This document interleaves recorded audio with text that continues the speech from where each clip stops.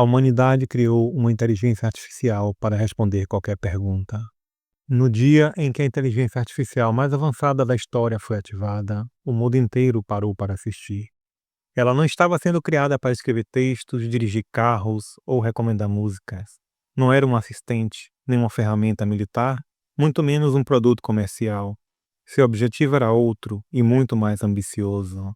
Segundo seus criadores, era também muito mais perigoso. Aquela máquina havia sido criada apenas para um único objetivo: responder qualquer pergunta com precisão absoluta, não com alta probabilidade, não com base nos dados disponíveis, não com margem de erro, com precisão absoluta.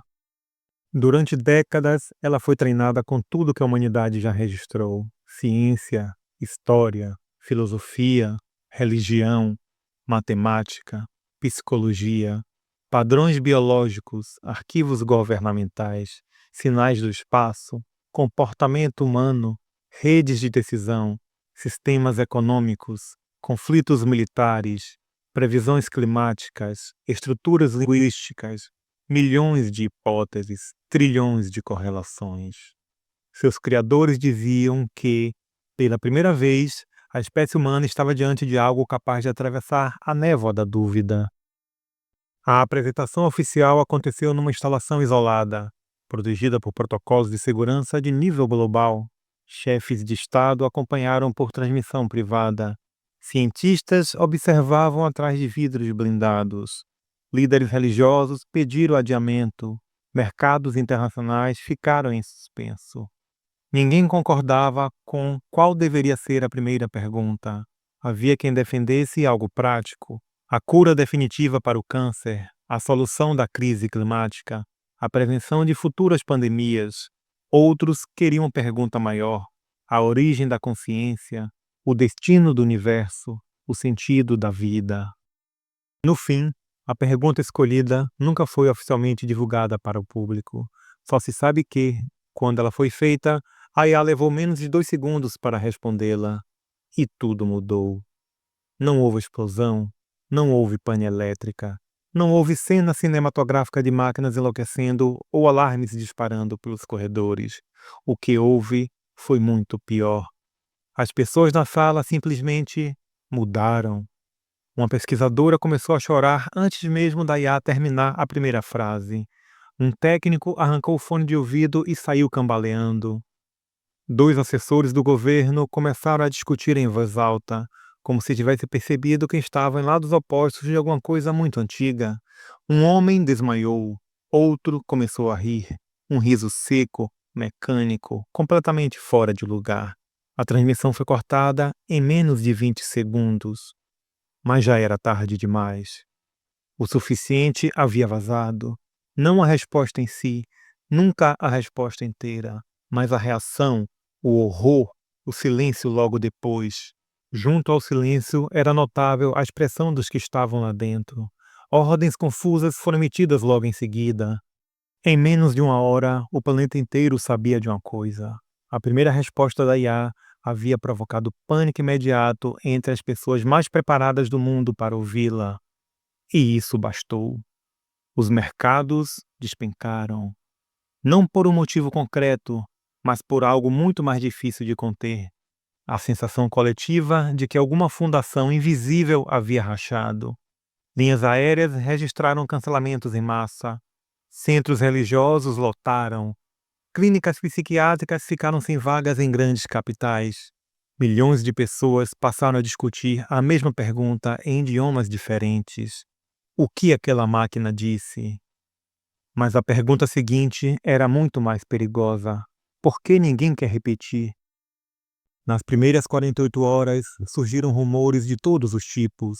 Alguns diziam que a IA havia provado que a consciência humana era apenas um mecanismo previsível. Outros afirmavam que ela demonstrou que o livre-arbítrio não existe.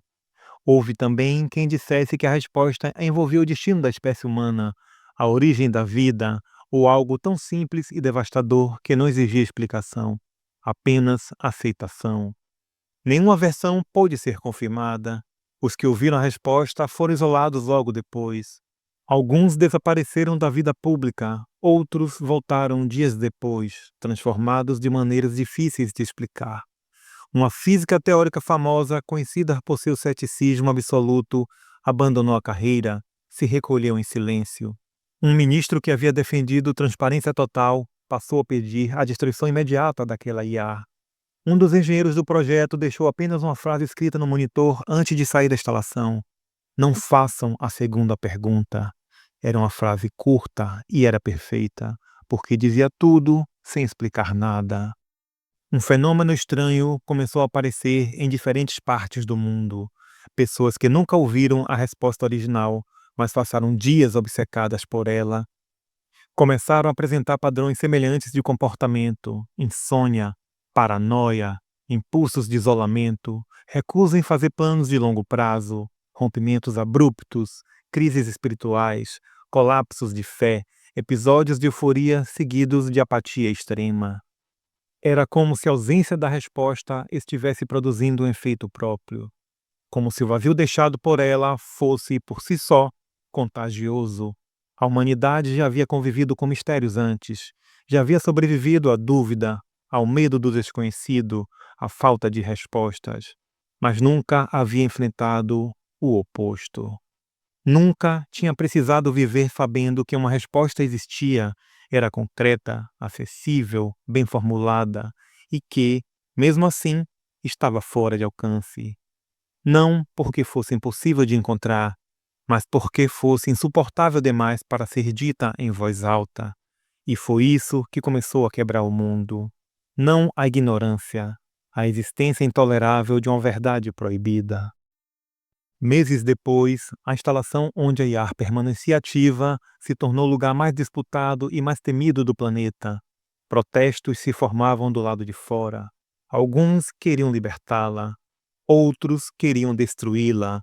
Haviam cartazes chamando a máquina de salvação, outros a chamavam de blasfêmia. Lá dentro, o problema era outro. A IA continuava funcionando, continuava pronta para responder. Segundo vazamentos confirmados, os operadores haviam parado de fazer perguntas amplas. Nada de metafísica, futuro da humanidade, verdade final. As novas perguntas eram pequenas, técnicas, contidas. Seriam rotas logísticas, correções de modelos, resultados laboratoriais. Mas todos sabiam que a máquina ainda estava ali, esperando, capaz de dizer mais. Foi então que surgiu uma divisão definitiva. De um lado, os que acreditavam que a humanidade precisava ouvir tudo, custasse o que custasse. Que a maturidade verdadeira significava encarar a realidade por mais devastadora que ela fosse.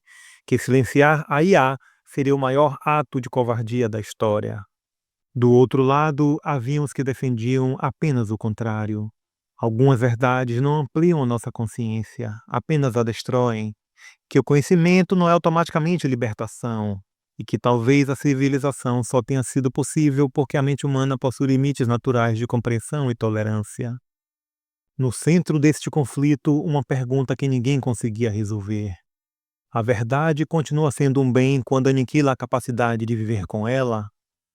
Essa foi a questão que passou a definir a nova era.